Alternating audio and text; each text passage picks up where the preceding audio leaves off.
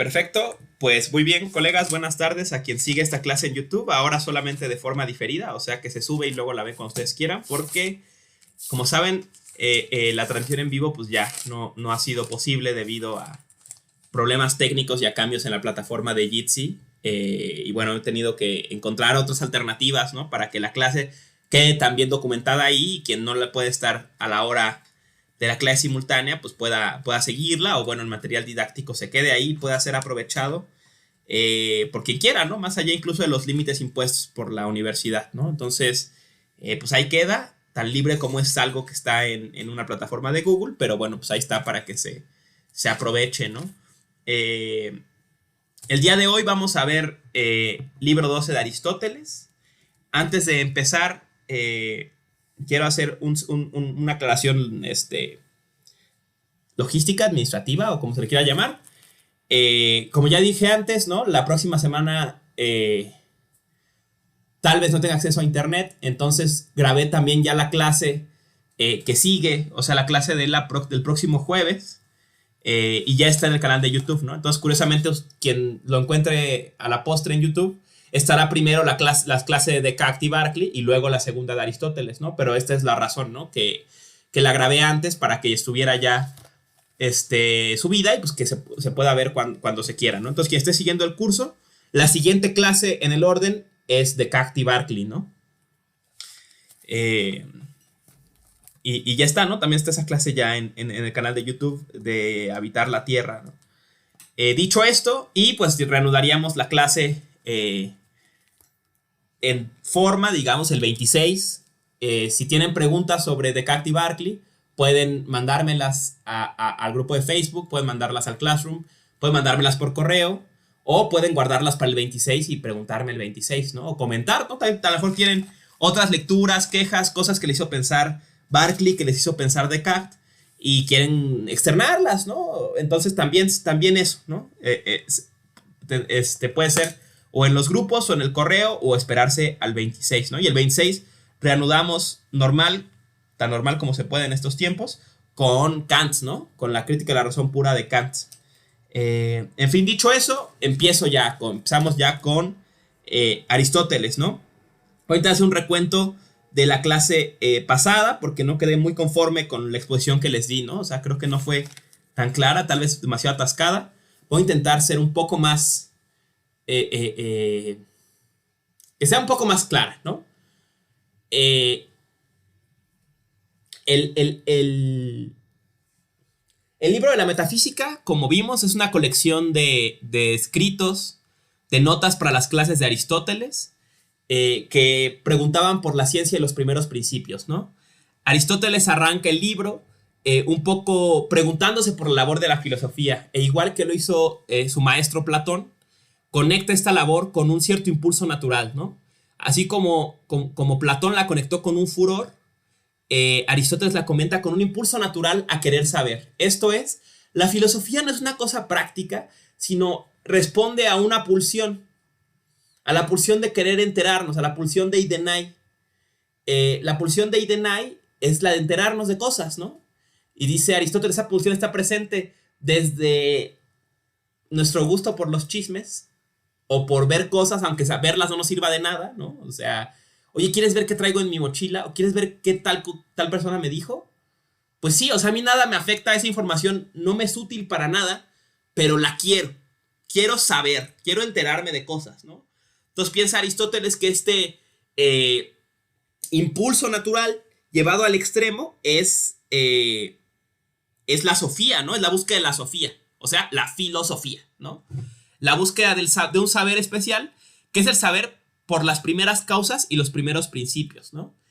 Digamos, el saber que se plantea las preguntas más grandes, más fundamentales. El saber que pregunta por lo primero. Que vemos aquí el influjo desde Hesiodo, ¿no? O sea, de preguntar por el arjé. La pregunta más grande que nos podemos lanzar. ¿Qué fue lo primero en llegar a ser, ¿no? ¿Cuáles son las primeras causas y los primeros principios? Esa es el móvil de la filosofía, ¿no? Buscar esto. ¿Y por qué lo busca? Por este impulso natural, ¿no? Que va más allá de la utilidad y que responde a una pulsión, a un furor, ¿no? Y es curioso, ¿no? Aquí hay algo que notar, ¿no? A la vez que la filosofía se pensó particularmente en la tradición moderna como una empresa racional, es curioso reconocer que a lo largo de su historia, desde Platón, Aristóteles, evidentemente en el Renacimiento, mucho se tematiza este problema, ¿no? En Ficino, en Bruno, de inspiración obviamente platónica. La filosofía, a la vez que suele pensarse como empresa racional, está movida por un impulso irracional él mismo, ¿no? Está movida por una pulsión, ¿no? No en vano, no es no es un tipo de ciencia en sentido estricto, ¿no? Sino es es una filia, ¿no? O sea, es una pasión, es un furor, es un impulso, ¿no? La filosofía, más que una profesión, es un impulso, es un furor. Y eso es interesante, que esa empresa que suele pensarse como racional, a lo largo de su tradición, ella misma se ha pensado como naciendo de una fuente irracional, de una fuente pulsional, ¿no? Y esta cosa atraviesa toda la filosofía, ¿no? También veremos en Kant, ¿no? Este pensador que suele pensarse tan parco, tan racional, etcétera. El reconocimiento de que la razón está movida por pulsiones irracionales, ¿no? Por un deseo irracional, un deseo que no responde a ningún beneficio, a ninguna utilidad, ni a ninguna adaptación. Es un impulso y ya, ¿no? Un impulso que llega incluso a ser destructivo. Ese deseo de saber, ¿no? Queremos saber sin importar que nos cueste, podríamos decir, ¿no? En fin, ¿no? Entonces, dicho esto, ¿no?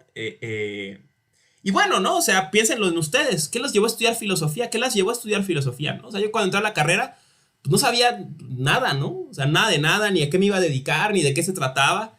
Y aún así, año con año, la gente aplica para la carrera, ¿no? O sea, ¿dónde no? O sea, no hay comerciales de hacerse filósofa o filósofo.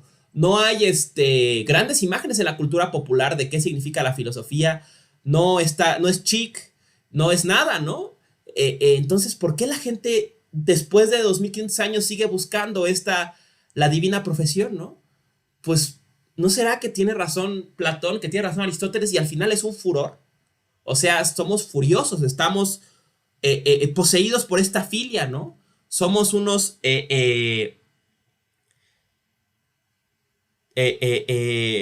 pues practicantes de esta parafilia tan peculiar que es la filia, el amor, el deseo erótico por la sofía, ¿no? Por el saber, por el conocimiento, por estas preguntas tan grandes, ¿no? Bueno, disertación aparte o desvarío aparte, ¿no?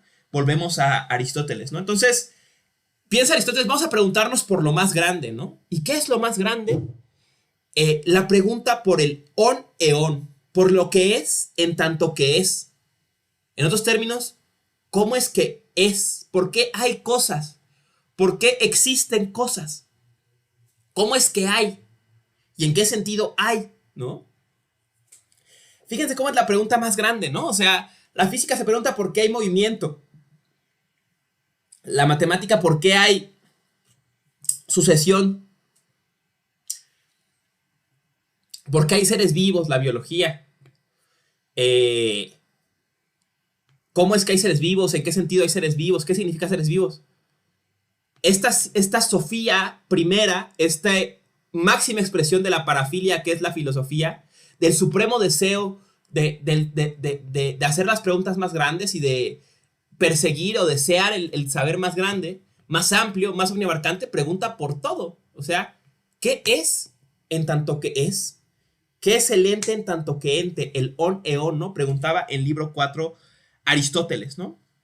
Y bueno, de ahí fuimos al libro 7, que es un poco donde empieza Aristóteles a dar forma a la respuesta a esta pregunta o a cómo él va a responder a la pregunta. Y según lo que he planteado a lo largo de este curso, en el momento en que Aristóteles perfila cómo responder a esta pregunta, va a dar forma a la tradición metafísica. O sea, la tradición que adopta su nombre de la obra de Aristóteles va a tomar de él no solamente la pregunta más grande, sino la forma de responder esa pregunta. Y esa forma de responder la pregunta se prefigura en libro 7. ¿Cómo se prefigura el libro 7? Vamos a ver, ¿no? Libro 7 comienza diciendo: ente se dice en muchos sentidos. O sea, de muchas cosas decimos que son. Básicamente lo decimos de las cosas determinadas y lo decimos de sus predicados o atributos. Dice, evidentemente es primero las cosas determinadas, la quiridad, las cosas determinadas que sus atributos. Es primero botella que fría. Es primero botella que dura. Es primero botella que suave, ¿no? Porque la botella es suave. Y dice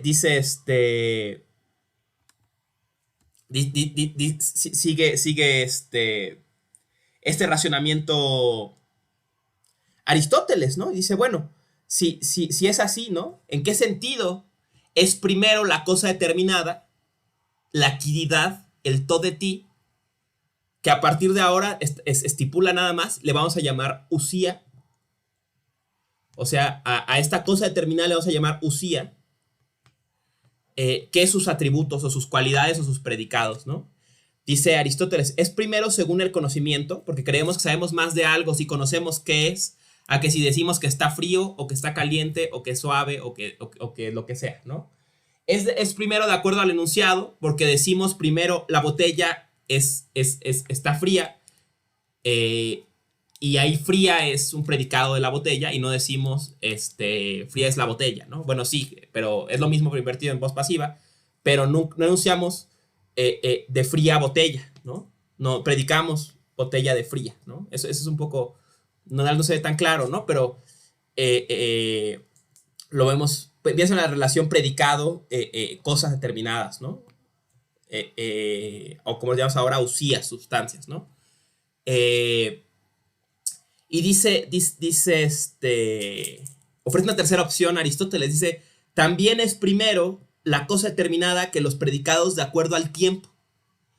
Y dice, y es ahí donde es claro, o al menos en esto es claro, que los predicados son separables de la cosa determinada o de la sustancia, ¿no? O sea, frío es separable de botella, suave es separable de botella, no sé, ¿no? Frío es separable de botella, usamos ejemplo, ¿no? Entonces, frío es separable de botella. ¿En qué sentido, no? Dice, de acuerdo al tiempo. ¿Pero cómo? Y aquí es donde entra la lectura que le estoy yo ofreciendo a este pasaje, ¿no? A mi parecer, lo que está diciendo Aristóteles es, botella es separable, botella es primero que frío, o es en sentido más fundamental que frío, que es un predicado de botella, porque botella es separable de frío. Pero pensaríamos alguien, bueno, pero en la vida práctica, ¿cómo separas la botella de lo frío? O sea, si la botella siempre está en una temperatura, ¿no? O sea, pues, ¿cómo separas botella de frío? Dice Aristóteles, según el tiempo. ¿Cómo lo separas según el tiempo? Pues bueno, ¿no? O sea, porque si tú subes tu botella a tu bici y andas todo el día en la bici, pues sigue siendo botella, pero el agua ya no está fría. Y si llegas a tu casa, que no es recomendable por tu refri, pero metes tu botella al refri caliente de la bici, ¿se vuelve a enfriar? Entonces hay un tiempo en que está la botella separada de frío. Luego hay otro tiempo en que botella y frío van juntos, ¿no? Cuando la botella está fría. Y eventualmente dejo la botella por ahí, le dé el sol y se vuelve a calentar. Entonces queda botella, pero ya no fría. Entonces, así es que, entiendo yo, que para Aristóteles es separable los predicados de la usía, ¿no? Y la usía es primero. En otros términos, aquello que más persiste de un ente es lo que es en sentido más fundamental y lo que menos persiste en menos fundamental, ¿no? Esa sería la lectura alocada que yo les ofrezco de la forma en la que Aristóteles responde a la pregunta por lo que es, ¿no? Responde a la pregunta por lo que es diciendo, bueno, muchas cosas son, ¿no? O sea, los predicados son, las cosas determinadas son, pero las cosas determinadas son en sentido más fundamental. ¿Por qué? Porque persisten más en el tiempo, porque son separables de acuerdo al tiempo de sus predicados. Le sobreviven a sus predicados.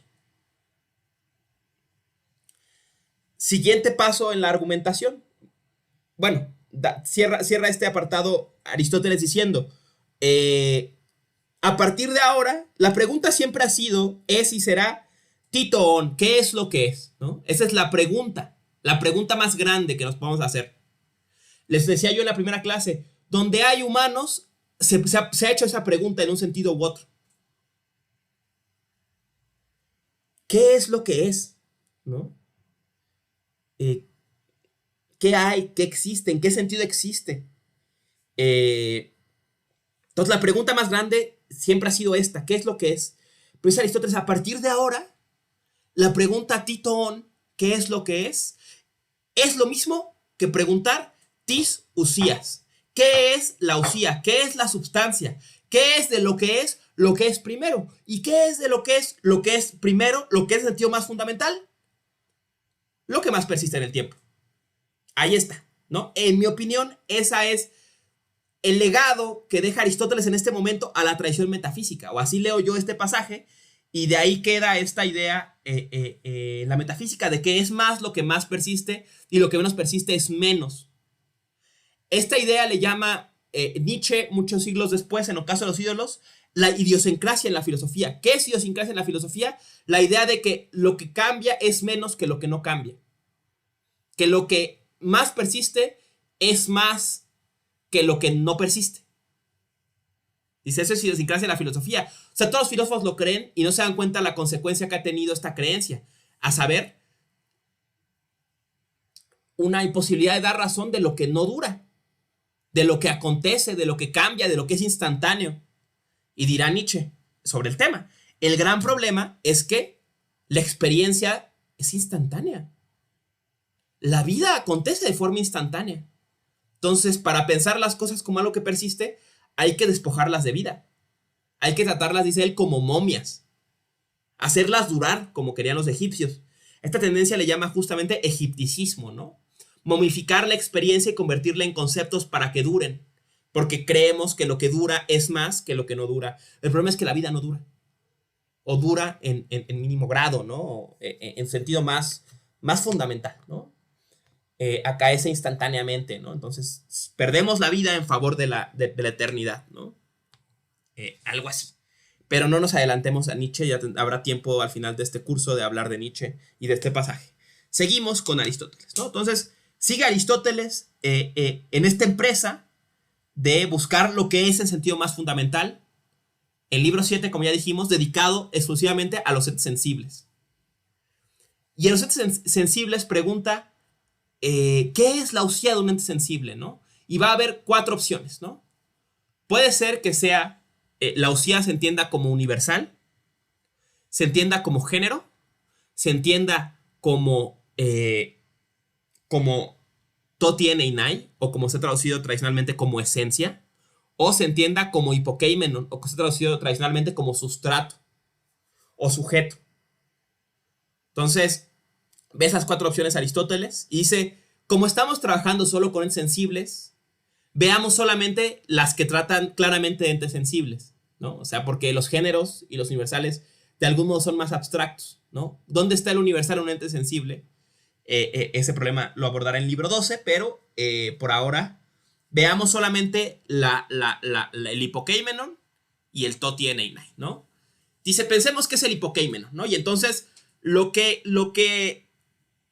es más de un ente sensible, lo que es más de la botella, por ejemplo, es lo que sea que es donde descansan todos los atributos de la botella. Lo que es la botella, si le quitamos todos sus atributos, o como dice Descartes, su existencia desnuda. Pero dice Aristóteles, y si le quitamos a la botella todos sus atributos, ¿qué nos queda?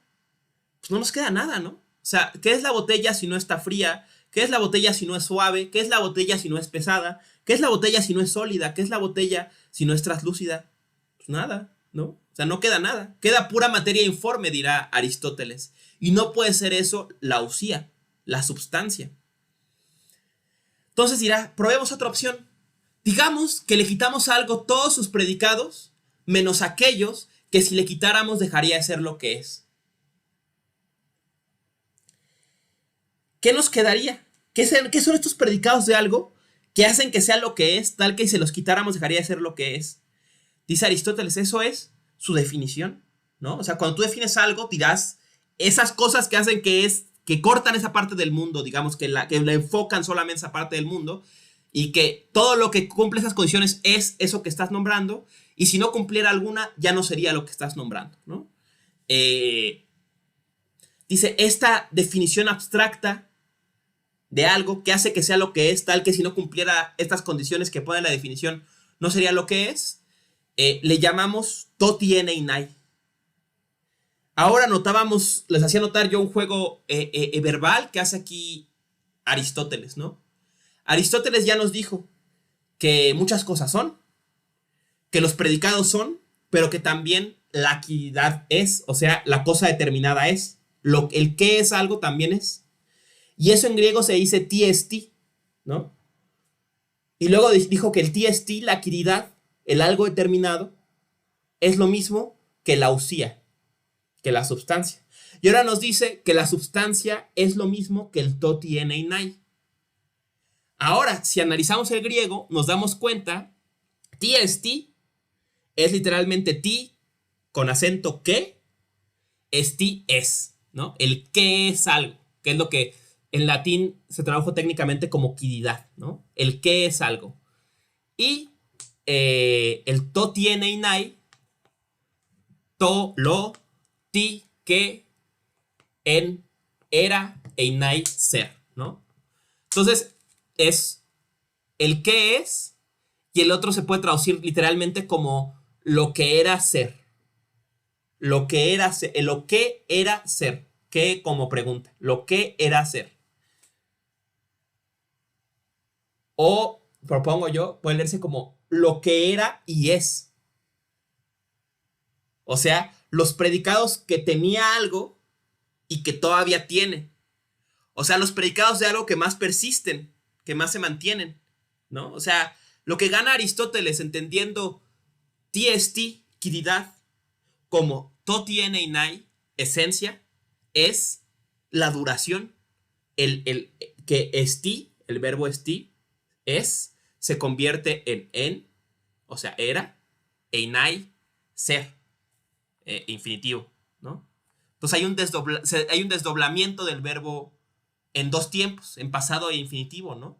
Y al parecer eso lo que denota, entre otras cosas, es duración, ¿no? Entonces ahí está, ¿no?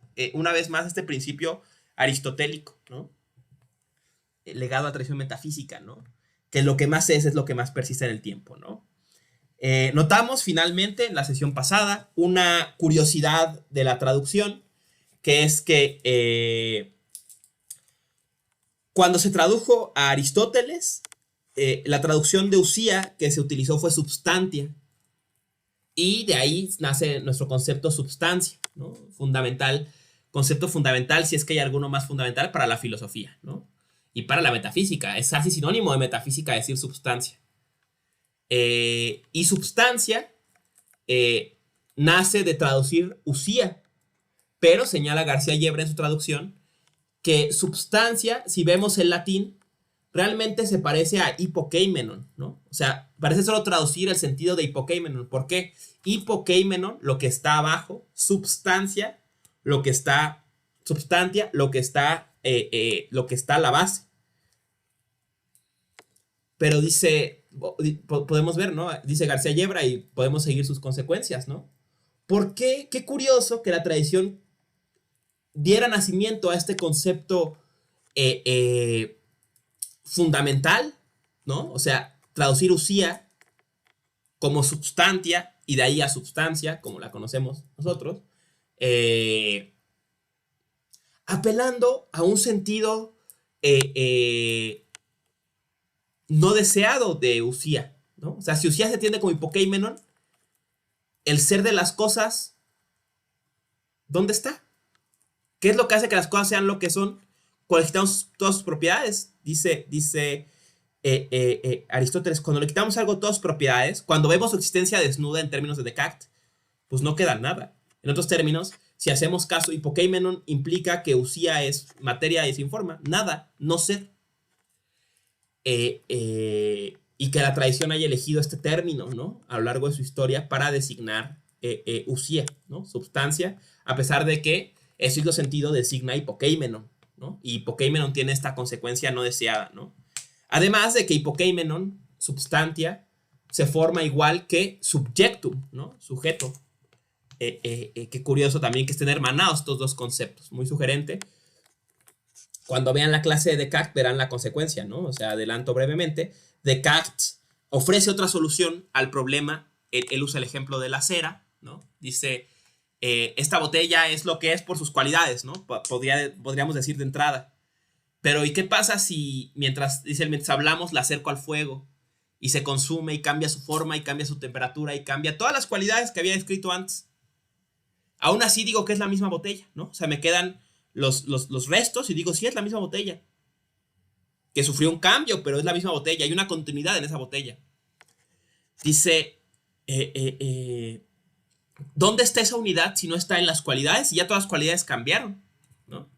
Si ya todas las cualidades que tenía antes ya se modificaron, ¿dónde queda esa unidad? Y dice, quien puede ver esa existencia desnuda es el yo pienso. O sea, la substancia de esa cosa, eso en lo que recaen sus cualidades, eso que le da unidad, es el subjectum, que es el yo pienso.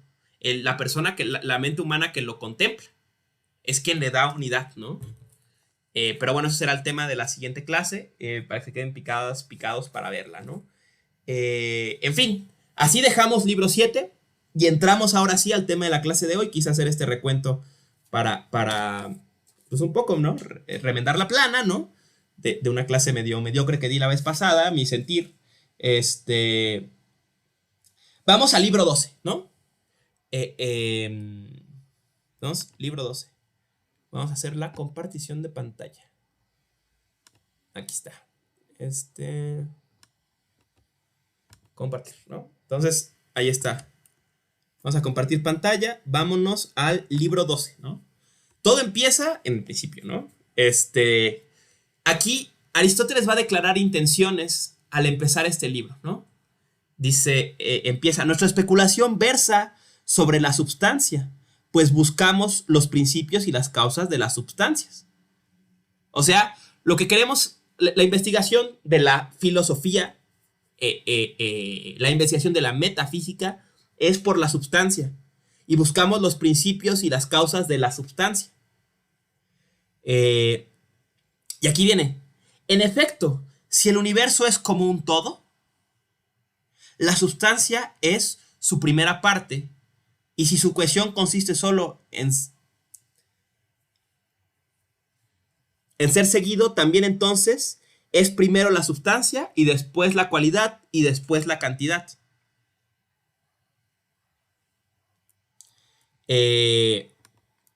Esta declaración de intenciones me parece interesante, ¿no?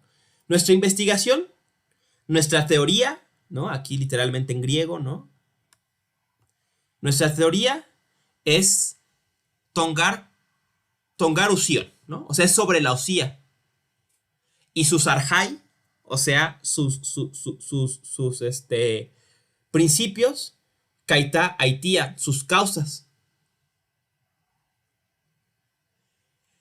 Y ahora, si tomáramos a todo, a pan, titopan, os olon, aquí piensen pan todo, y olon, por ejemplo, la acepción clásica que usamos, ¿no? Es cuando hablamos de algo holístico. O sea, lo holístico no solamente es una suma de partes, sino es cuando pensamos todas las partes unidas en un sistema o en un organismo, ¿no? Piensas en la medicina holística, ¿no? La idea es que trabaja al cuerpo o trata al cuerpo como una unidad orgánica, no como una suma de órganos, ¿no? Entonces, así vamos a tomar aquí a pan, ¿no? A lo que tenemos aquí como universo, aquí es pan, o sea, todo. Tomemos a todo como si fuera una unidad, como si fuera un organismo. Tomemos a todo como si fuera un gran organismo. Si fuera así, eusía proton meros. O sea, la usía, la substancia, sería la proton meros, la primera parte, la parte primera, ¿no? Entonces, y después serían los predicados, ¿no? La cantidad, la calidad, etcétera, ¿no? Los predicados serían después, ¿no? Entonces, primer cosa que quiero que notemos, ¿no? O sea, Aristóteles aquí está. El libro 7 nos enfocamos en analizar qué es el ente, qué es lo que es, desde la perspectiva de los entes sensibles, o sea, de la botella, de la mesa, de la silla, del ser humano, ¿no? De las cosas que podemos ver, de los cuerpos, dice literalmente. Ahora vamos a abordar la pregunta por el ente, que ya sabemos es la pregunta por la sustancia, no sobre un ente sensible, sino sobre pan, pan o solo, ¿no? O sea, entendiendo a todo como un organismo, ¿no? Si el tema del libro 7 fueron los entes sensibles y analizamos un ente sensible, ¿cuál era, dónde recaía su ser, su usía, su substancia? Y veíamos que recaía en su definición, en sus cualidades esenciales, en su esencia, en su definición. Ahora, el libro 12, Aristóteles dice, ahora preguntemos así a todo el universo, a todo, como si fuera un gran ente, un organismo. Esa es la pregunta que aquí dirige Aristóteles, ¿no?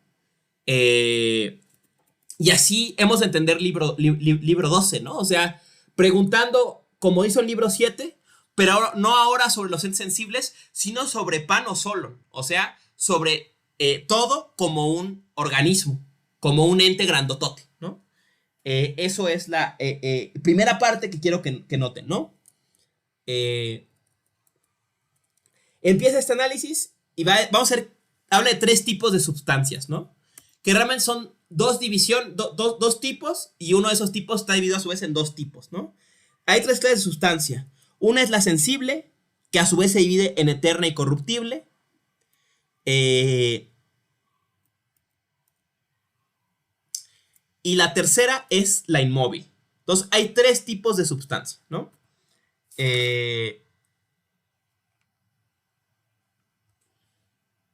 Vamos a quitar un momento la pantalla esta. Entonces, hay 3 tipos de sustancia, ¿no? La sustancia, digo, hay 2 tipos y uno de ellos tiene dos subtipos a su vez, dejando 3 en general, ¿no? Hay sustancias sensibles, hay sustancias sensibles, móviles, que a su vez se dividen en 2, ¿no? Entonces está por un lado las sustancias sensibles, mutables, móviles, cambiantes, que se dividen en 2. Se dividen en corruptibles y eternas. Entonces aquí hay ya 2 tipos de sustancia, pero los 2 pertenecen al tipo de las sustancias sensibles, de las sustancias que cambian. Y hay un tercer tipo, digamos un segundo tipo, en este sentido, una tercer caso, tomando en cuenta los 2 subtipos de las sustancias sensibles, que es las sustancias inmóviles, que sobra decir que no son sensibles, o sea, que no se pueden percibir.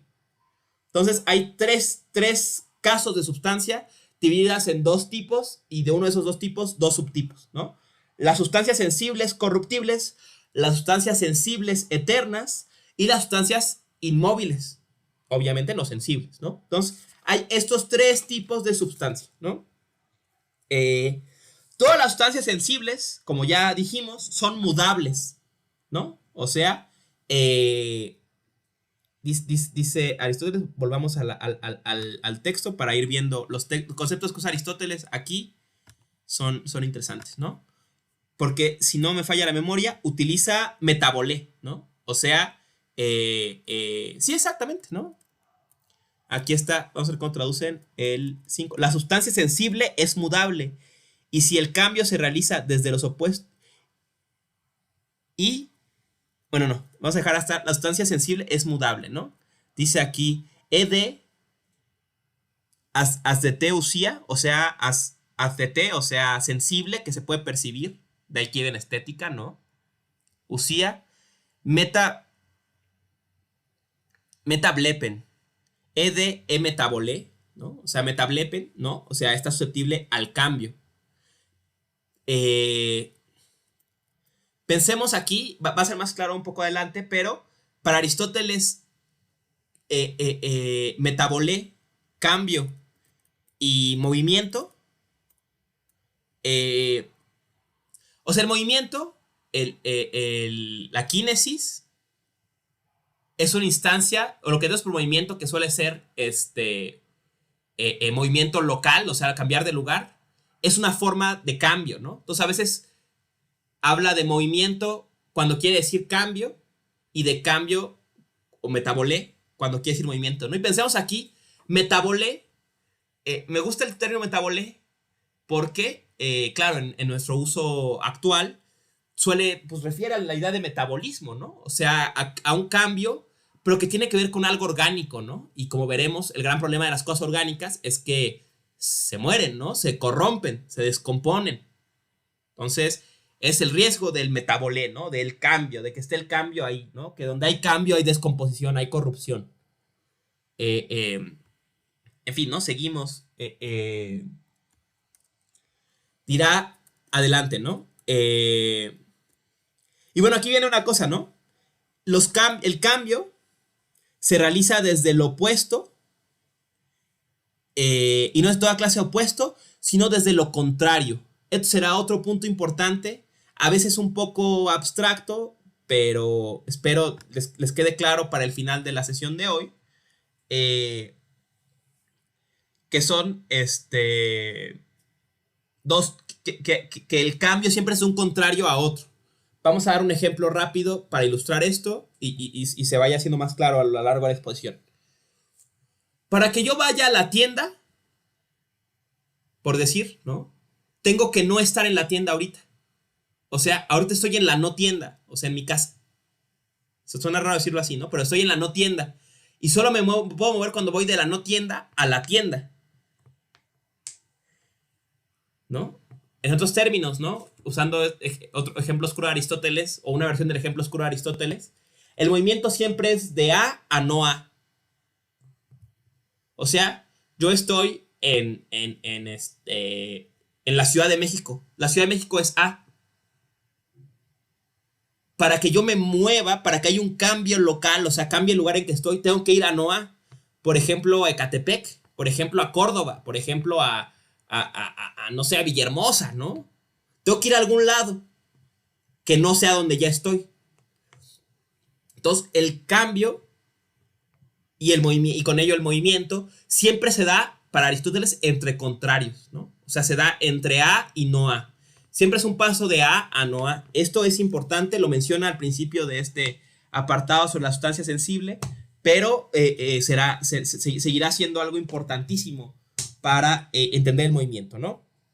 Entonces, continúa Aristóteles y introduce algo que este pasaje de algún modo está fuertemente conectado con la física, ¿no? O sea, vuelve sobre temas de la física y tendremos de hecho que ir a la física en un momento, ¿no? Y aquí viene en 12.2, ¿no? Hay 4 tipos de cambio, ¿no? Las clases de cambio son 4, o bien en el sentido de la quiridad, o de la cualidad, o de la cantidad, o del lugar. Aquí están los 4 tipos de cambios, ¿no?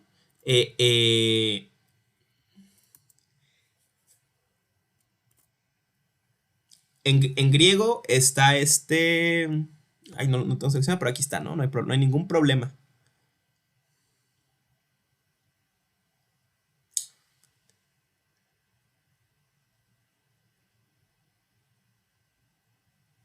Ah, no, debe ser. Está raro, ¿no?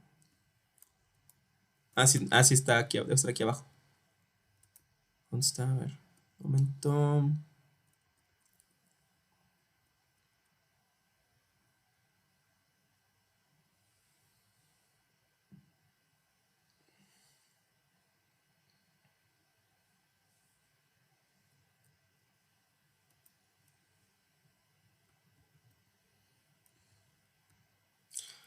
Ujú.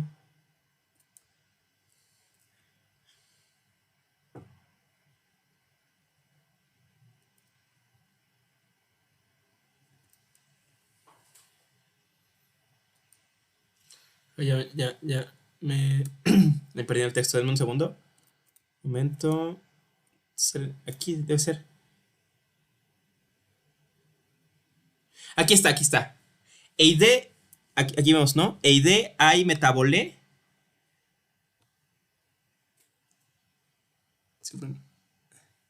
Tetares, ¿no? Perdón. O sea, hay cuatro tipos de metabolai, ¿no? O sea, de cambio. Ekaitoti.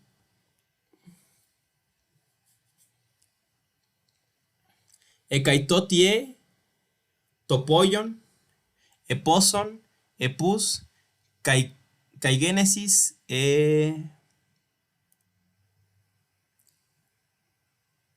bueno, no nos hagamos bolas, ¿no? O sea, para no seguir perdiendo aquí el tiempo.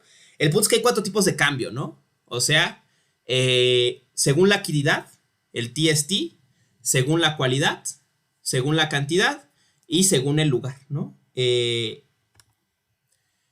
Brevemente ejemplifiquémoslos, ¿no? O sea, según el lugar es el más obvio. El cambio según el lugar quiere decir que estoy aquí y luego estoy allá, ¿no? O sea, estoy en la sala y luego me voy a mi cuarto, ¿no?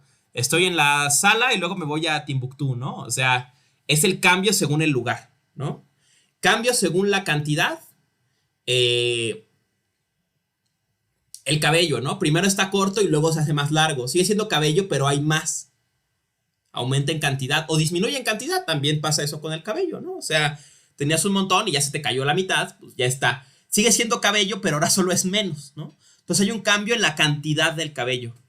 Eh, eh, un cambio en la calidad, ¿no? O sea, tienes tu cabello negro y entonces tienes que superar una etapa y te lo pintas, ¿no?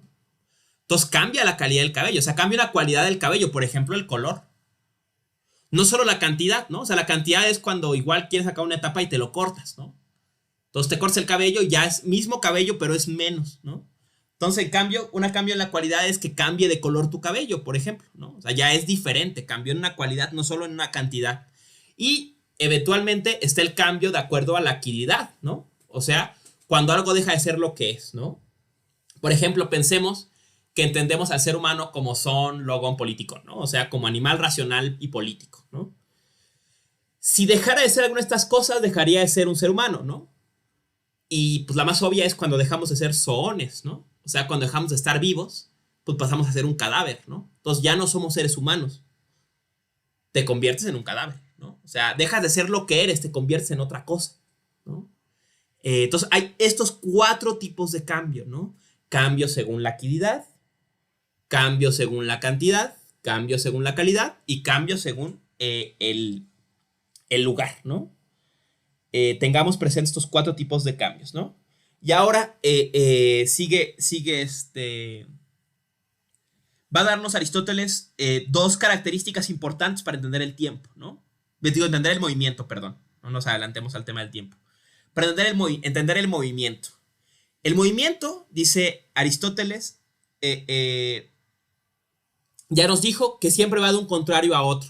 O sea, siempre va de mi casa a no mi casa. Solo me muevo si voy de mi casa a donde no es mi casa, ¿no? Entonces, va siempre de un contrario a otro, ¿no? O sea, de largo a no largo, de rubio, de no rubio a rubio, ¿no? Siempre es un cambio que va de un contrario a otro, de humano a no humano, ¿no? Va a un contrario a otro. Entonces dice, aquí dice Aristóteles, ¿y si el cambio implica los contrarios? ¿En qué sentido algo puede tener su contrario? ¿No? Y aquí un punto que quería que tratáramos hoy, pero ya se me hizo demasiado. Lo menciono solo de pasada, ¿no?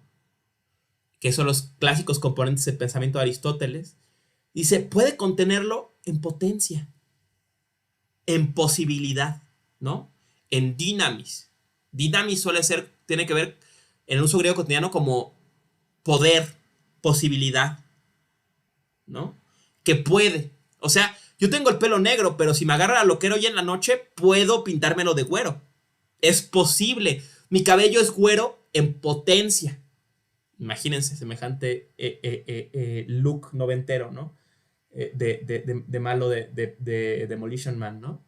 Pero bueno, entonces estoy en potencia. Puedo en potencia pintarme el pelo de güero en cualquier momento, ¿no? Mi cabello es güero en potencia. De hecho, no es güero ahorita. Puede serlo. Eso significa que algo sea en potencia, que puede ser. Pero ahorita no es, ¿no? Y aquí introduce esta famosa dupla Aristóteles en libro 9, ¿no? Que es la dupla potencia y acto, ¿no? O dynamis energeia, posibilidad y facticidad o actualidad, ¿no? Aristóteles ejemplifica esto en un debate con una escuela filosófica de alumnos de Sócrates, que son los megaros, ¿no? Los megaros decían, por ejemplo, decían, oye, ¿y tú eres pintor? No, pues sí, soy pintor. ¿Y por qué no estás pintando? No, pues estoy comiendo, ¿no? No sé, no estoy haciendo nada, ¿no? Ah, entonces no eres pintor. Solo eres pintor mientras pintas. En el acto de pintar, eres pintor. Mientras pintas, eres pintor. Y cuando no estés pintando, no eres pintor. Decían los megaros, ¿no? O era uno de sus dilemas clásicos, ¿no?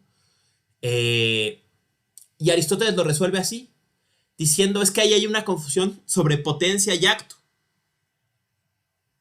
Fácticamente, ¿eres pintor cuando no estás pintando? No, porque no estás haciéndolo, no está en energía pasando, o sea, no está pasando de facto, en acto. No lo estás haciendo. Pero si eres pintor y en este momento no estás pintando, en cualquier momento puedes ponerte a pintar. O sea, es posible que pintes, ¿no? Hay cosas que no eres ni en potencia ni en acto, ¿no? O sea, por ejemplo, yo no soy pintor en acto, pero tampoco en potencia, ¿no? O poeta, ¿no? O sea, en sentido cotidiano del término, por supuesto, ¿no? O sea, yo no lo soy en acto, o sea, no estoy escribiendo un poema ahorita, estoy dando clase, pero seguro si tampoco puedo escribir un poema, ¿no? Entonces, qué ejemplo tan triste, ¿no? Pero, qué dramático suena, ¿no? Pero no sé, ¿no? O sea, un ejemplo más obvio, ¿no? O sea, yo no puedo parir, no solo no lo estoy haciendo ahora, no lo puedo hacer, ¿no? O sea, no es posible que lo haga por la disposición de mi cuerpo, ¿no? O sea, no solo no lo estoy haciendo ahorita, ¿no? O sea, mucha gente, la más de la gente no está pariendo en este momento, pero mucha puede parir, ¿no? Identifíquese genéricamente como se identifique, pero puede hacerlo, es posible que lo haga. Para mí no es posible, o sea, no solo no lo estoy haciendo ahora, sino no lo puedo hacer, o sea, no solo no lo tengo en acto, no lo puedo hacer en acto, sino tampoco en potencia, o sea, no puedo, no es posible.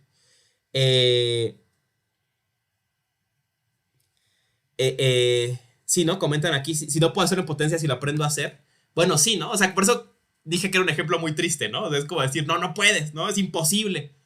Medinam, no es posible, no puedo. Dice en griego, ¿no? O sea, no puedo.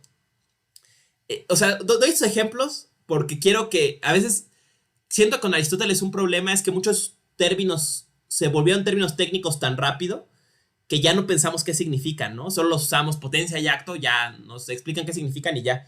Pero, ¿qué quería decir Aristóteles, no? Pues es literalmente lo que puede pasar y lo que está pasando, ¿no? Decía mi queridísima profesora Teresa Oñate en sus lecturas de Aristóteles tan heterodoxas a veces, ¿no? Que Aristóteles revoluciona la metafísica porque entiende el ser en términos de actividad.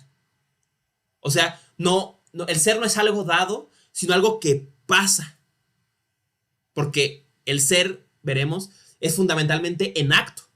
Es lo que estás haciendo en este momento, lo que eres. Eres lo que estás haciendo, podría decir Aristóteles, ¿no? En un sentido. Y también eres, en algún sentido, lo que puedes hacer, ¿no? Digo, no entro en detalles de eso, pero eso les dice Teresa, ¿no? Que introduce la actividad, piensa el ser como una acción, como una actividad, y no como un dado, ¿no? Como algo que nada más es y ya, ¿no? Pero bueno, ¿no? Entonces, presente con esta idea de potencia y acto, ¿no? o esta dice potencia y acto, pensemos también, volviendo al día del movimiento, dice decía Aristóteles, ¿no? El movimiento es ir de un contrario a otro. O sea, tú estás cambiando cuando vas de a no a, ¿no? O sea, cuando vas de tu casa a no a la tienda. Cuando vas de cabello negro a cabello no negro, no a, ¿no? Cuando vas de cabello largo a cabello no largo, no a, ¿no? Cuando vas de ser humano a no humano, no a, o sea, te mueres, ¿no? Es ahí cuando se da el cambio. Entonces dice Aristóteles aquí algo muy interesante que a mí me parece que es unos problemas en Aristóteles que vale la pena volver a pensar, que es el movimiento no está en la potencia y no está en el acto. El movimiento está entre los dos. Dice él, el movimiento es, y el cambio es la actualización, es el paso de la potencia al acto. Ahorita mi cabello es negro en acto, de hecho es negro y puede ser rubio. Ahorita no está cambiando. Mientras no me lo pinte, no está cambiando. Puedo pintármelo en cualquier momento, me desconecto y me lo pinto. Pero ahorita no me lo he pintado. Hoy en la noche me desconecto y la próxima vez que tengamos clase ya tengo el pelo pintado de rubio. Tampoco hay cambio, porque ya es rubio. El cambio, el movimiento, el metabolé se da solamente cuando me lo estoy pintando. Piénsalo en el caso de un carro. El carro está en el punto A. El alto. Va al punto no A, el siguiente alto. Cuando está en el primer alto, no se está moviendo, está parado. Cuando llega al segundo alto, no se está moviendo, ya está en el punto de llegada. Solamente hay cambio, hay movimiento cuando está yendo del primer alto al segundo alto. Entonces, el movimiento es un entre la potencia y el acto. El cambio es un entre la potencia y el acto. Es actualización, el paso de la potencia al acto. Otra cuestión importantísima, dice Aristóteles, si para que algo cambie tiene que ir a su contrario, de algún modo tiene que tener en sí su contrario. ¿Y cómo las cosas tienen su contrario? En potencia, ¿no? O sea, mi cabello es negro, pero puede ser rubio. Y siempre que hablamos de potencia, dice Aristóteles, hablamos de materia. La materia es donde recae la potencia, la posibilidad. O sea, que sea el mismo cabello, pero ahora con otras cualidades, por ejemplo, otro color. Solo donde hay materia, hay potencia. Solo donde hay potencia, algo puede tener en sí su contrario. Solo donde algo puede tener su contrario, hay cambio. Solo donde hay materia, hay cambio. Esto es crucial para entender libro 12. Solo donde hay materia, solo las cosas compuestas de materia tienen posibilidad de cambiar en cualquier sentido. Muy bien, ¿no? Dicha esta idea, ¿no? Dice, sigue Aristóteles, ¿no? Entonces decíamos que hay dos tipos de sustancia a grandes rasgos, las que se cambian y las que no cambian. Obviamente ahorita estamos analizando las que cambian, ¿no? De las que cambian, vimos que había dos tipos, las corruptibles y las eternas. Las corruptibles es fácil ver cuáles son, todas las cosas que conocemos normalmente, ¿no? O sea, las manzanas, los plátanos, las personas, todas las cosas que cambian, que participan del cambio, que pueden cambiar y que entre esos cambios, por ejemplo, pueden cambiar en su utilidad, o sea, en lo que son, o sea, que se pueden morir, que se pueden corromper, que se pueden echar a perder. Por eso son las corruptibles, ¿no? Estás pensando las sustancias que cambian y que además son corruptibles. Esto lo entendemos. Son las cosas que participan de cualquier tipo de cambio, incluido el cambio de acuerdo a la acuidad, que es donde acontece la corrupción. O sea, la descomposición, la muerte, el dejar de ser, simplemente, ¿no? Son las cosas que dejan de ser y que también empiezan a ser. O sea, que cambian en lo que son. Y Aristóteles introduce aquí estas otras raras, ¿no? que son las sustancias sensibles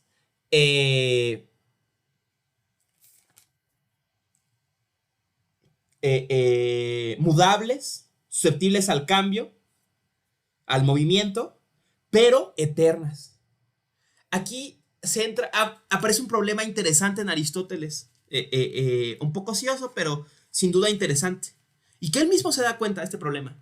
Entonces, Aristóteles, hay algunas cosas que son sensibles, que cambian, pero que por alguna razón no cambian en todos los sentidos. Concretamente, no cambian de acuerdo a su utilidad. O sea, nunca dejan de ser. O sea, son eternas. ¿En qué cosa está pensando Aristóteles? En los astros. Los astros, dice Aristóteles, se mueven, ¿no? Tienen cambio local, pero son eternos. Y aquí Aristóteles se conecta con una tradición de pensamiento astronómico de su tiempo, que es la idea de que los astros están compuestos de materia, sí, pero de una materia especial, que es el éter. O sea, una materia que es incorruptible. Entonces, sí están hechos de materia, y al estar hechos de materia, cambian, concretamente cambian de lugar, o sea, se mueven, tienen rotación, tienen traslación, pero son incorruptibles. O sea, pueden cambiar de acuerdo al lugar, pero no de acuerdo a la acuidad, porque tienen una materia mágica especial que los compone. ¿Dónde está el problema morboso a Aristóteles, ¿no? La pregunta encajosa que le podemos hacer al viejo, ¿no? Señor Aristóteles, ¿no? ¿Qué no dijo usted que por materia no partió de la decisión materia y forma? Y la materia la materia pura es pura posibilidad, y cuando le integramos alguna cualidad no es materia, sino ya es algo, ¿no? O sea, si a la materia informe, que es una abstracción de Aristóteles, por supuesto, le integramos a cualquier cualidad, ya se convierte no en materia informe, sino en algo, ¿no? O sea, en bronce, en arcilla, en tierra, en la botella, en algo, se convierte en algo. Ya no es materia, ya es un compuesto ilemórfico, o sea, materia y forma, ¿no? Ya tiene un eidos, una forma, una determinación, una cualidad. Entonces, señor Aristóteles, ¿cómo es posible, dígame usted, que haya materia con cualidades y que no sea una cosa? O sea, ¿cómo hay una materia mágica que no se corrompe? ¿No sería ya una cosa? ¿Cómo algo puede estar compuesto de esto, no? O sea, en otros términos, ¿cómo algo que tiene materia y con ello es susceptible de cambiar puede cambiar en un aspecto, pero no cambiar en otros? O sea, ¿qué no las cosas, si están abiertas al cambio, si tienen materia, si tienen en su seno su no ser, su contrario, no están ya condenadas a todo tipo de cambio y con ello a la corrupción? ¿Cómo es posible que haya cosas mudables, sensibles y que sean incorruptibles? Dejamos a Aristóteles con esta interrogante, que será relevante adelante, pero bueno, continuamos ya, me encamino hacia el final para no consumirles más su día, ¿no? Saltémonos, no quisiera, pero ya es abusar de su paciencia. La crítica a Platón y la crítica a los géneros, ¿no? Donde dice el famoso sentencia, un hombre genera a otro hombre, ¿no? O sea, negará Aristóteles que las especies puedan ser principios, porque las especies solamente existen en los particulares, ¿no? Una apología a los individuos o a los particulares aquí nos va a lanzar Aristóteles. Saltémonos eso, aunque es muy interesante, para entrar a lo que me ocupa, ¿no? O sea, o al tema al que quiero llegar, ¿no? Entonces, sigue Aristóteles, ¿no? Y dice, bueno, queda otro tipo de sustancias por analizar, ¿no? Que son las sustancias que son inmóviles y que como son inmóviles, o sea, como no participan del metabolé, no tienen metabolismo, tampoco se mueren, tampoco son incorruptibles. Estas sustancias, dice, son interesantes porque A, no son sensibles y B, no cambian. Y si no cambian, quiere decir que no tienen posibilidad de nada, que son puro acto, ¿no? Porque el cambio va de la mano de la posibilidad, de la mano del no ser. Entonces, esas cosas no tienen no ser por ningún lado, ¿no? No tiene posibilidad. Y si no tiene cambio, tampoco participa de la materia. Tampoco tiene materia, porque donde hay materia, hay cambio. Entonces, las cosas inmóviles no tienen materia, no tienen posibilidad, ¿no? Inmóviles en sentido absoluto, o sea, no que no estén moviendo en este momento, sino que no sea posible ningún tipo de cambio en ellas. Solamente no tiene cambio aquello que está en puro acto y aquello que no tiene materia. O sea, que no tiene posibilidad en su seno, que no puede ser nada, que no tiene ningún tipo de no ser, y como no puede ser nada, no tiene a dónde ir, ¿no? En sentido local y en cualquier otro sentido, en sentido de la cantidad, en sentido de la calidad, ni aumenta, ni disminuye, ni cambia sus propiedades, y sobre todo no es eterna, no puede dejar de ser. Y dice, y aquí nos desviamos brevemente a otro problema, ¿no? Que va a colisionar con este problema de la sustancia inmóvil, incorruptible, ¿no? Ya saben, ya conocen de filosofía, saben a dónde vamos, ¿no? Vamos al primer motor. Pero cuando se explica el primer motor, se olvida una cuestión que me parece a mí crucial para entender el tema del primer motor. Y es la relación tiempo y movimiento en la física y en la metafísica de Aristóteles. El propio Aristóteles lo va a decir y lo vamos a ver en su momento. Pero vamos a este problema, ¿no? Entonces, intenta en la física, Aristóteles está obviamente intentando explicar el movimiento. Y al abordar el movimiento, exactamente en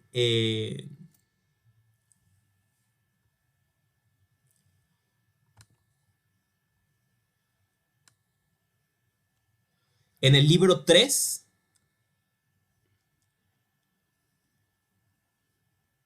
no, es en el libro, el libro 6, ¿no? Ah, no, perdón. Es en el 4. Libro 4 aparece el tema del tiempo, ¿no? Entonces, empieza Aristóteles este apartado de una forma curiosa que no suele usar en otras cosas. Dice, bueno, ahora ya que hablamos del movimiento, que ya sabemos movimiento, ¿qué es el movimiento? Actualización. ¿Qué es el cambio? La actualización. El paso de la potencia al acto. El movimiento de un contrario a otro. De A a no A. Eso es el movimiento. Dice, ¿podremos ahora responder a la pregunta ¿qué es el tiempo? Dice Aristóteles, hay una dificultad antes de hacer la pregunta ¿qué es el tiempo? Y es que hay que hacer una pregunta previa a saber, ¿es el tiempo? ¿El tiempo es algo? Desde el tiempo podemos decir que es. Y va a decir Aristóteles una serie de dificultades de por qué es difícil decir que el tiempo es. Dice, primera dificultad, es que, o la dificultad básicamente es que el tiempo mismo no persiste. O sea, dice, el pasado ya no está. Pues no es. El futuro todavía no es. Pues no es. Y el presente es un instante tan fugaz que ¿cómo decir qué es, no? O sea, el pasado no es. El futuro no es. Dice Aristóteles, el presente no dura nada porque es como dirá Schopenhauer, el portal del pasado al futuro, o del futuro al pasado, ¿no? O sea, es solamente es algo que no dura nada, ¿no? El presente no dura. Si durara no sería presente. Entonces, ¿es el tiempo? ¿Cómo es posible que algo que no persista que no persista? ¿Cómo es posible que algo que 2 de sus terceras partes no son, sea en algún sentido? Entonces, deja a Aristóteles esa dificultad. ¿Es el tiempo? Notemos inmediatamente aquí el motivo de esta dificultad. Dijimos al ver libro 7 que Aristóteles va de algún modo a introducir la idea de que ser está conectado con persistir, al punto que lo que más persiste en el tiempo es lo que más se es, ¿no? O sea, en este caso, la usía y la esencia, ¿no? La sustancia entendida como esencia. Lo que más persiste de un ente sensible es lo que más es. Y las cualidades que persisten menos son, pero en segundo grado. ¿Cómo entender entonces algo que no persiste en lo más mínimo? A saber, el tiempo. Y notan inmediatamente el dilema. El tiempo es la medida de la persistencia. ¿Cómo aplicarle al tiempo su propia medida? O sea, el tiempo, ¿cuánto dura en el tiempo? Entonces, por eso, a mi parecer, es que Aristóteles no logra dar razón de si el tiempo es. Pero lo que sí logra es ofrecer una caracterización. Dice, bueno, no podré decirles qué es el tiempo, pero reconozco algo, que el tiempo y el movimiento están conectados. No son lo mismo, no nos confundamos. Dice, normalmente los pensamos como conectados, ¿no? Y pensémoslo nosotros mismos, ¿no? O sea, notamos el tiempo en el movimiento. O sea, en el movimiento de las manecillas en el reloj, en el movimiento de los astros en el cielo. Es en el movimiento donde notamos el tiempo. Y, a su vez, es en términos de tiempo que entendemos el movimiento, ¿no? O sea, antes estaba en A y ahora está en no A. Ahí es donde hubo un movimiento. Entonces hay una conexión entre movimiento y tiempo. Pero dice Aristóteles, no son lo mismo. ¿Por qué no son lo mismo? Porque los movimientos son muchos, ¿no? O sea, las cosas tienen muchos movimientos que empiezan y que terminan, ¿no? O sea, yo me empiezo a mover hacia la tienda y llego a la tienda y se acaba el movimiento. Yo me agarra locura y me empieza a pintar el cabello y acabo y ya se acabó ese cambio o ese movimiento, ¿no? Ya pasé de negro a no negro, ya pasé de casa a no casa, ya pasé de largo a no largo cuando me corto el cabello, ¿no? O sea, y eventualmente pasaré de Emiliano al cadáver de Emiliano, ¿no? O sea, ya se acabó, se dio ese movimiento y terminó en un X tiempo, ¿no? Entonces hay muchos movimientos, dice Aristóteles en libro 4 de la física, pero solamente hay un tiempo. Todos ellos pasan en un solo tiempo. El tiempo es absoluto en otro sentido, ¿no? El tiempo siempre está ahí. Y es medida de los muchos movimientos. Mientras los movimientos son muchos, no hay muchos tiempos, solamente hay un tiempo. Y todos esos movimientos se despliegan en ese solo tiempo. Entonces no son lo mismo. Porque el tiempo es uno y siempre está, mientras que los movimientos son muchos y empiezan y terminan.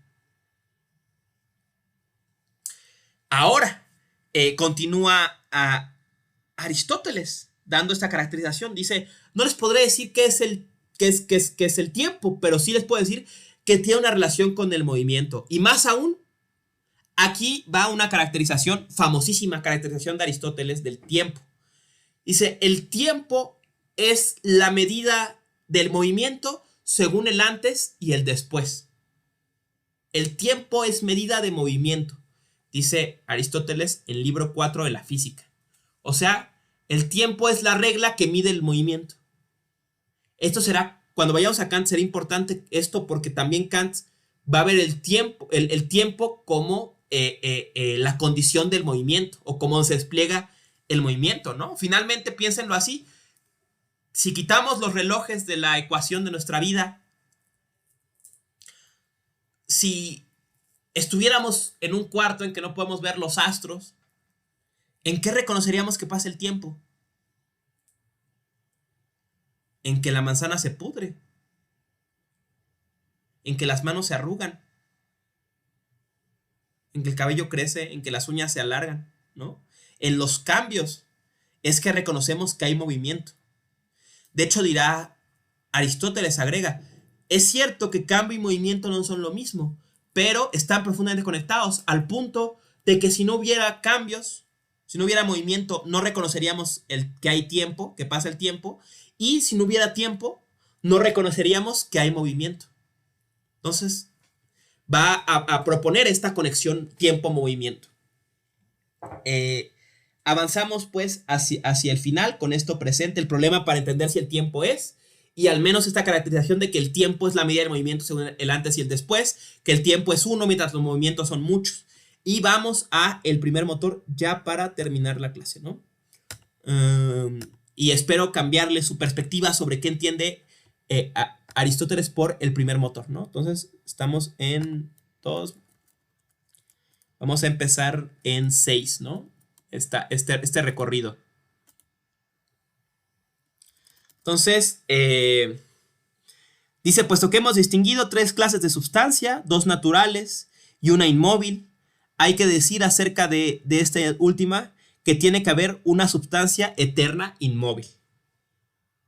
Las sustancias, en efecto, son los entes primeros, y si todas fuesen corruptibles, todas las cosas serían corruptibles, pues es imposible que el movimiento se genere o se corrompa, pues, como hemos dicho, ha existido siempre, ni el tiempo, pues no podría haber antes ni después si no hubiera tiempo. Este argumento es interesantísimo, ¿no? Entonces, dice Aristóteles, debe haber algo incorruptible en el universo. De todas las cosas, si todas cambiaran, si todas estuvieran susceptibles al cambio de la equidad, esto es, a dejar de ser lo que son, entonces habría un tiempo en que nada es, ¿no? O sea, si todo puede dejar de ser, habría un tiempo en que nada es, ¿no? Si todo es corruptible, habría un tiempo en que todo deja de ser lo que es. Todo se corrompe. Todo se muere. Y no sería. Pero dice, aquí hay ciertas, pero eso es imposible. ¿Por qué? Eso implicaría que el movimiento se genere o se corrompa. Dice, las sustancias, en efecto, son los entes primeros, y si todas fuesen corruptibles, todas las cosas serían corruptibles. De acuerdo, ¿no? Pero es imposible que el movimiento se genere o se corrompa.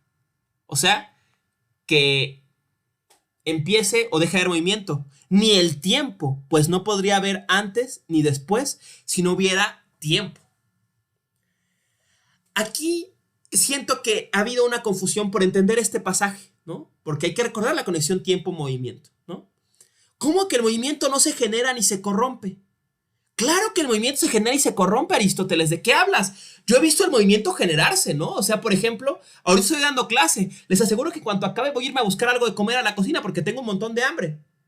Y ahí empezó el movimiento. ¿Qué no se generó el movimiento, Aristóteles? Yo he tenido crisis antes y me cortó el cabello a las 3 de la mañana. ¿Qué no se generó? Hay un cambio en la cantidad y un cambio en la calidad.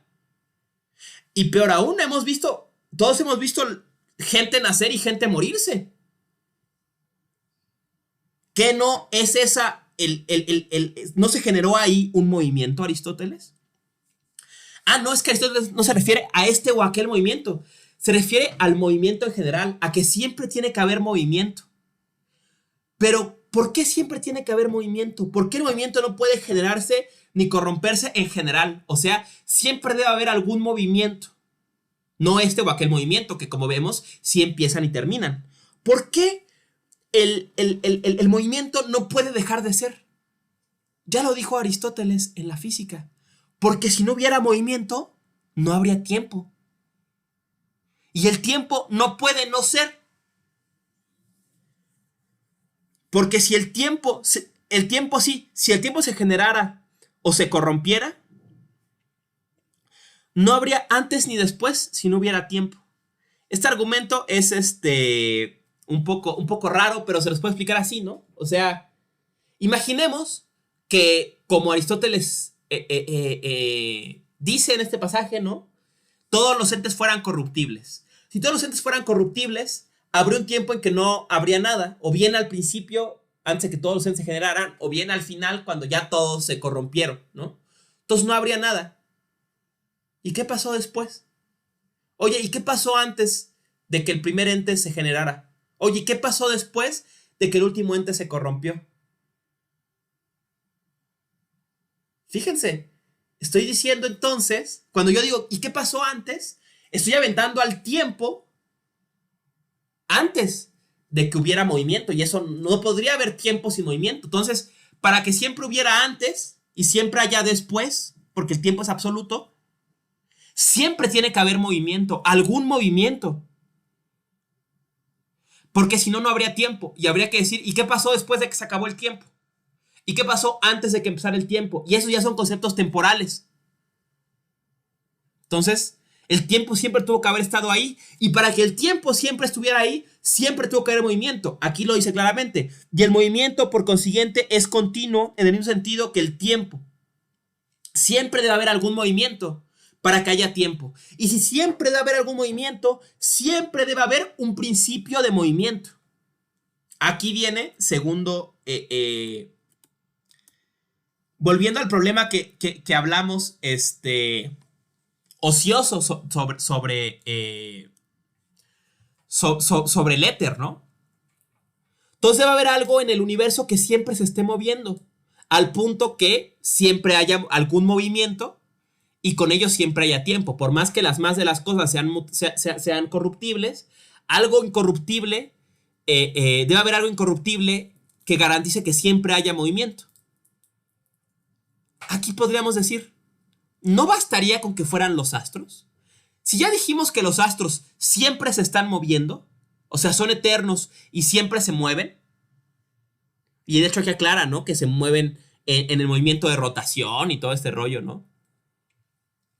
¿No bastaría esto para que hubiera un principio de movimiento? O sea, ok, todo puede dejar de ser, pero los astros, el Sol, los planetas, Venus, lo que sea, no pueden dejar de moverse. Todos los seres supralunares, como les llama Aristóteles, no dejan de moverse nunca. Y como no dejan de moverse nunca, es que siempre hay un movimiento y siempre podemos notar que pasa el tiempo.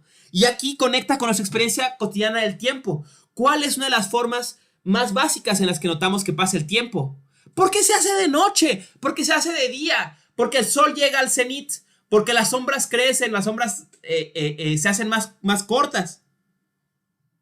Como está pasando ahorita. Ahorita ustedes ya notan, yo ya noto que se me está acabando la clase, no porque vea el reloj, aunque lo puedo ver perfectamente aquí, sino porque ya está oscura mi casa. Y si ya está oscura mi casa es porque ha habido un movimiento de la Tierra, ahora sabemos, en su rotación, y está ocultándose el Sol en el horizonte, ¿no? Entonces, ese es el movimiento de los astros, donde reconocemos el tiempo, y mientras todo puede cambiar, pero siempre sale y se pone el sol, entonces sabemos que pasa el tiempo. Una nota al margen artística, hay una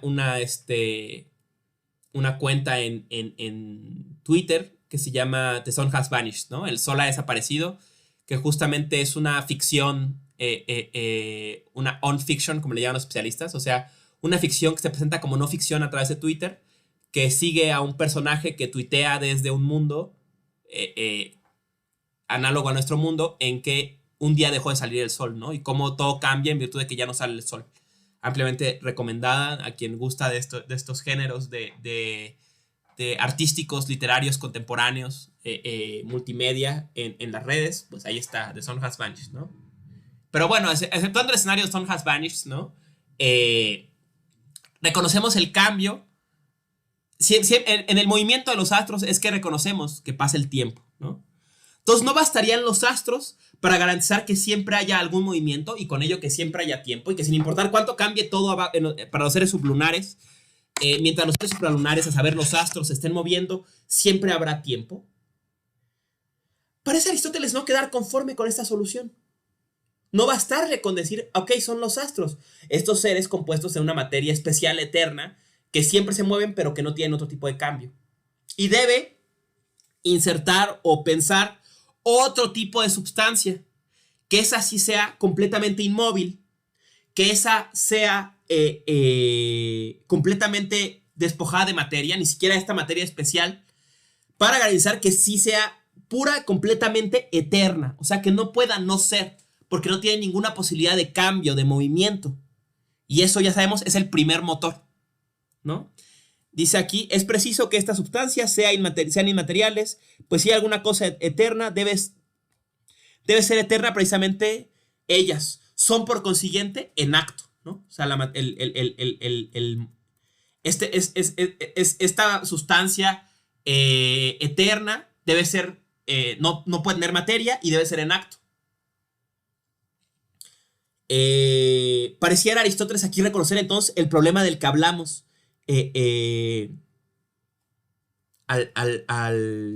al principio, ¿no? O sea, que pudiera ser que si los astros son susceptibles al cambio local, que tal vez de algún modo, si algo tiene materia, aunque sea la materia mágica del éter, tal vez corre el riesgo de corromperse también, ¿no? Y entonces deba mantenerse esto eterno, ¿no? Voy cerrando la clase, ya son las 6, denme 2 minutos y cierro, ¿no?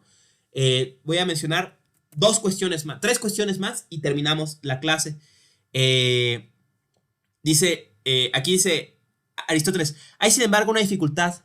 Parece en efecto que todo lo que actúa puede actuar, mientras que no todo lo que puede actuar actúa, de suerte que parece anterior la potencia, anterior al acto.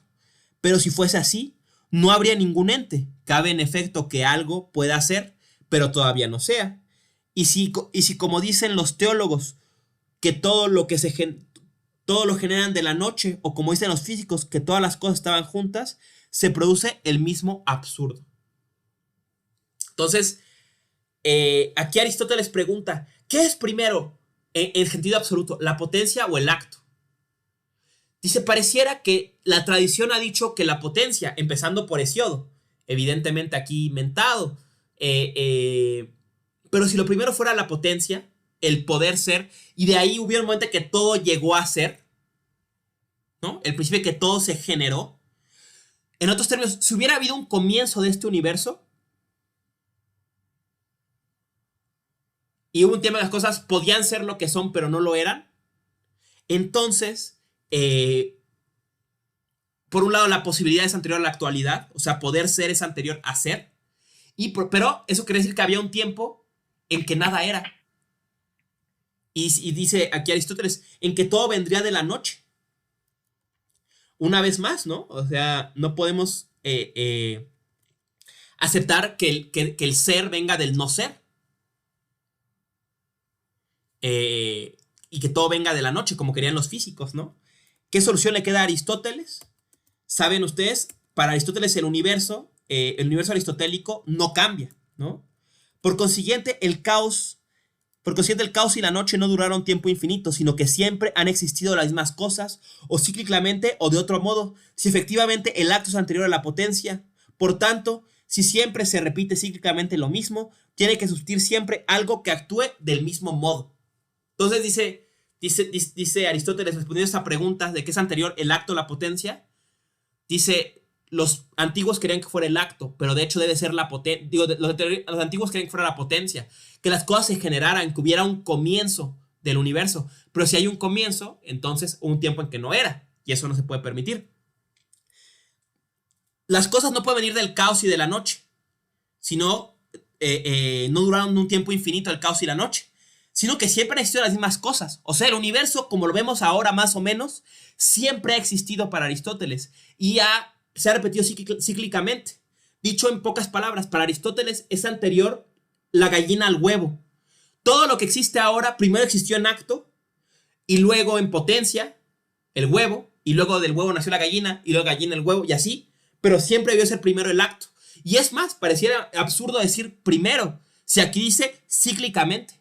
O sea, este universo es, diría Nietzsche, un eterno retorno, ¿no? Siempre es lo mismo, siempre es el mismo. Y siempre es el mismo, siempre debe haber un principio que lo pusiera en movimiento, ¿no?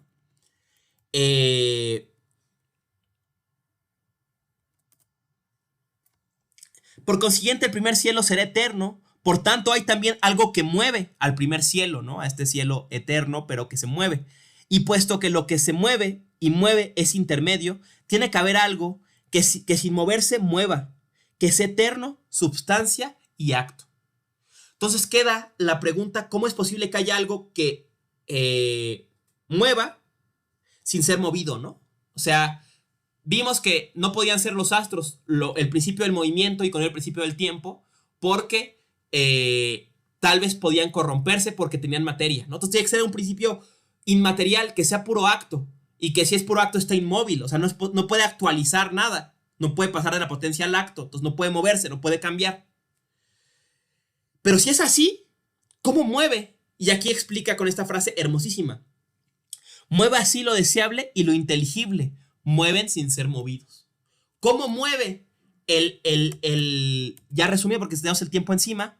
¿Cómo mueve el primer motor? No mueve como la causa eficiente, mueve como el objetivo, como la causa final, ¿no? O sea, tú quieres ligar con tu crush y tu crush te empuja a bañarte, a hablar decentemente, a no beber, a ir a fiestas con gente que te cae gorda, a conocer a su familia, a aguantar a los perros que no te gustan, a todas las cosas que te obliga. Pero no te empuja, ¿no? O sea, no es como causa eficiente que te empuje a hacer las cosas. Te obliga como causa final, ¿no? Me imagino ya lo sórdido que se ve esta situación, ¿no? Ya está muy oscura mi casa.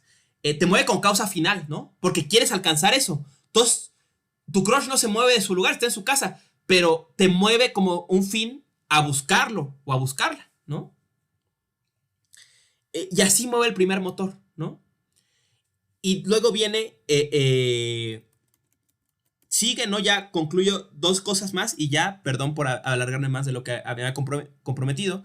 Y puesto que hay algo que mueve siendo inmóvil y siendo que en acto no cabe en absoluto que sea que sea de otro, la traslación en efecto es el primero de los cambios y de las traslaciones, la circular, o sea, el movimiento de los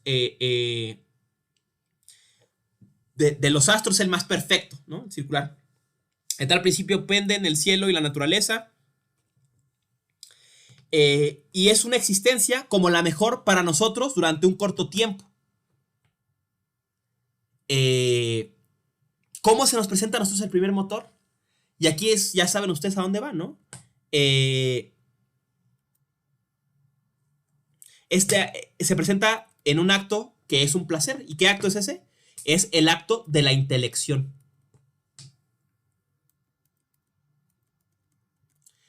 O sea, el primer motor solamente tiene una actividad que es contemplarse a sí mismo. Y por último dice, ¿no? Y si ese primer motor es Dice, afirmamos por tanto que Dios es un viviente eterno, nobilísimo, de suerte que Dios tiene vida y duración continua y eterna. Pues Dios es esto. Dios es el primer motor. Dios es el principio de movimiento del universo. Que mueve todo sin moverse el mismo. ¿Cómo mueve todo sin moverse el mismo? Quito ya esto. Mueve. Ahí voy a prender la luz, esto se ve terrible.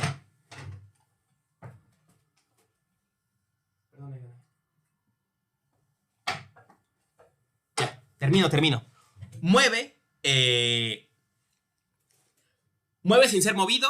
Mueve como causa final. Y nosotros lo percibimos como algo que solo piensa y se piensa. Que esa actividad que para nosotros, piensa Aristóteles, es la más placentera, ¿no? Decía Gauss, y con eso voy a cerrar la clase, cuando daba clase de Aristóteles, decía, la tradición, los distintos pueblos tuvieron dioses campesinos, dioses guerreros, dioses artesanos, pero tuvo que venir Aristóteles para crear un dios filósofo, un dios que pensaba. Y aquí conecta, aparte de con Genófanes, por supuesto, los elefantes tuvieran manos, pintarían dioses elefantes, conecta con el principio, ¿no? O sea, si la actividad más perfecta del ser humano es pensar, para nosotros el primer motor se presenta como la actividad de pensar. Pero tal vez si el primer motor se entiende como causa final, o sea, como fin, habrá que entenderlo y no es sensible, o sea, no es perceptible, más que como un motor mecánico, habría que entenderlo como la tendencia que tiene todo a la perfección. Y entonces, por eso para los seres humanos, el primer motor se nos presenta como el deseo de pensar.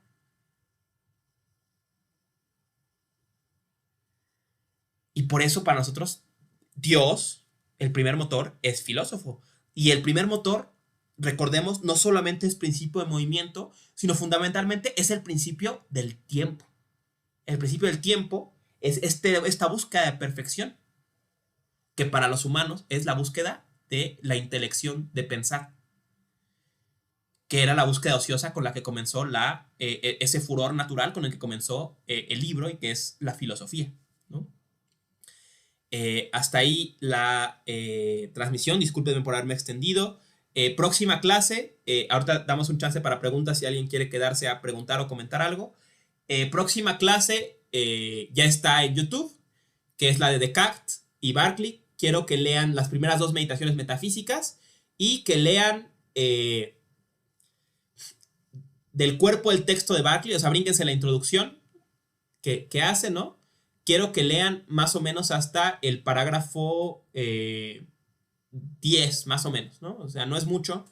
Denle una revisada para que se hagan una idea de su argumento. Y siguiente clase, o sea, la del 26 de noviembre, vamos a ver la crítica de la razón pura de Kant. Vamos a verla en 2 clases y espero hacer un recorrido general al menos por toda la primera parte de la crítica de la razón pura. Pero obviamente no espero que la lean toda, sería lo ideal, pero bueno, vamos a ver la introducción, los 2 prólogos, las introducciones y la estética trascendental. Ahora bien, eso es mucho, ¿no? Si tienen chance si no tienen mucho tiempo de leer, lean al menos uno de los 2 prólogos, cualquiera de los 2, el primero me gusta más, pero los 2 más o menos dicen lo mismo.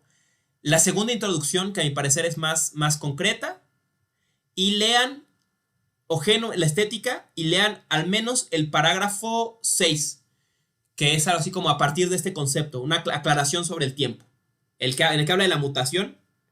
Ese es el que quiero que lean y es el que vamos a comentar en la clase, ¿no? Entonces, eso para la próxima clase. Muchas gracias a quien siga la clase en YouTube. Una disculpa por haberme alargado, una disculpa porque la próxima clase no la dé simultánea. Estoy al pendiente de sus preguntas y comentarios. Y hasta ahí la transmisión. Queda un ratito más por si alguien quiere preguntar o comentar algo.